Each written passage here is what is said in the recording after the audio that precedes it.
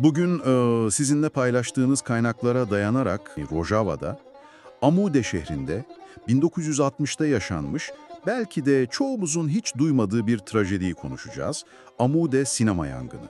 Evet, Elimizdeki temel kaynak Ahmede Nami'nin Agire Sinema Amude, yani Amude Sineması yangını kitabı.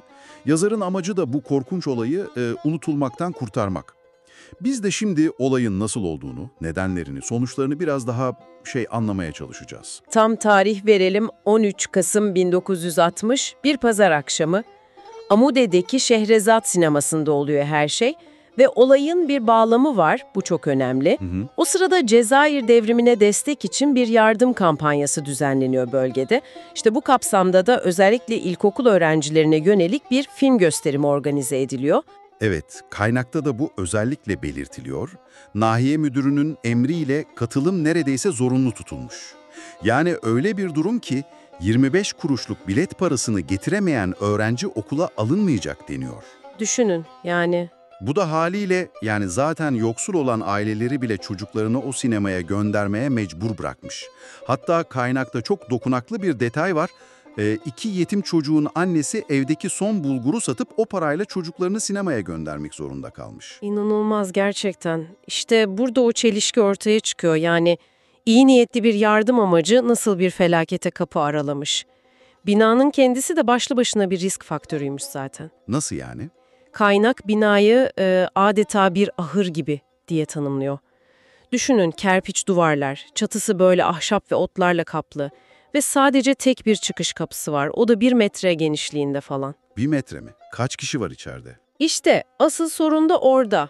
Kapasite normalde belki 170 kişilik falan. Ama o akşam içeriye yaklaşık 500 çocuk doldurulmuş.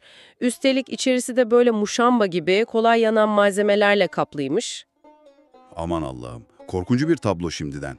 Peki sonra ne oluyor? Film başlıyor ve Film başladıktan çok kısa bir süre sonra maalesef yangın çıkıyor.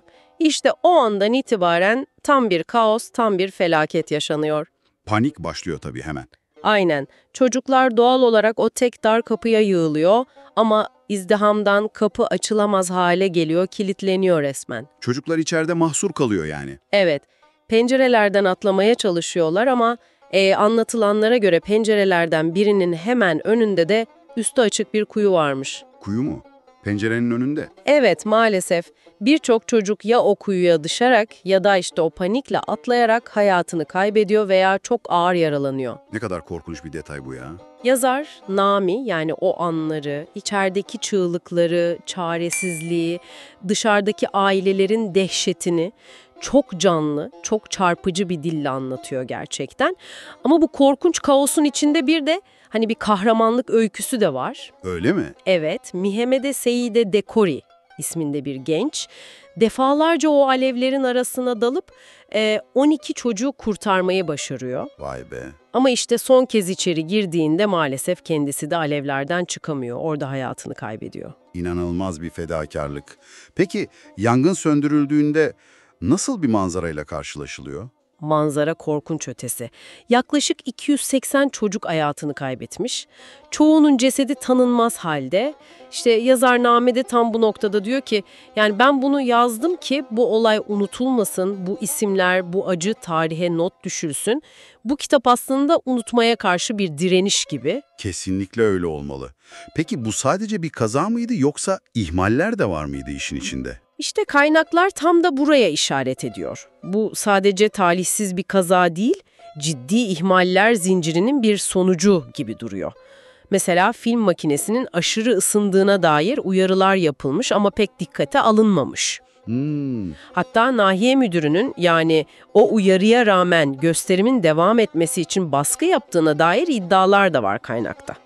Sonrasında yürütülen soruşturma, sorumluların durumu, bunlar hep biraz nasıl desem belirsiz kalmış gibi. Bu da trajedinin acısını daha da arttırıyor tabii. Hesap verebilirlik meselesi. Evet, bu belirsizlik de acıyı katmerlemiştir muhakkak. Peki bütün bu yaşananların bugüne yansıması ne oldu? Amude halkı için, Kürt toplumu için bu olayın anlamı nedir? Ve Yangının çıktığı o sinemanın yerine hayatını kaybeden çocukların anısına bir anıt park yapılmış. Şehitler Parkı gibi bir adı var sanırım. Anıt Park, evet. Ortasında da çok sembolik bir heykel var. Ellerinde Cezayir bayrağı tutan 3 çocuğu tasvir eden bir heykel. Bu hem o trajediyi hem de aslında başta konuşulan o dayanışma ruhunu ironik bir şekilde simgeliyor. Ne kadar anlamlı. Kesinlikle. Bu olay ve o anıt park, kolektif hafızanın ne kadar önemli olduğunu, onu canlı tutma çabasını gösteriyor bize. Güvenlik ihmallerinin, özellikle kamu binalarındaki ihmallerin nelere mal olabileceğini ve en savunmasızların, yani çocukların bu tür durumlardan nasıl etkilendiğini çok acı bir şekilde yüzümüze vuruyor. Nami'nin eseri olmasaydı belki de bu acı büyük ölçüde sessizliğe gömülecekti. Doğru. Bunlardan ders çıkarmak, yaşananları unutmamak, unutturmamak hepimizin, yani toplumun sorumluluğu aslında. Evet, çok haklısınız. O zaman size de, bizi dinleyenlere de üzerinde düşüneceğiniz bir soru bırakalım. Toplumlar kendi trajedileriyle nasıl yüzleşir? Onları nasıl hatırlar ve bu hafızayı gelecek nesillere nasıl aktarır? Amude'deki gibi anıtlar ya da Nami'nin eseri gibi yazılı kayıtlar, yaşanan acıyı canlı tutmak, ders çıkarmak için yeterli mi sizce? Yoksa zamanla bu sembollerin anlamı da değişir mi? Belki de unutulur mu?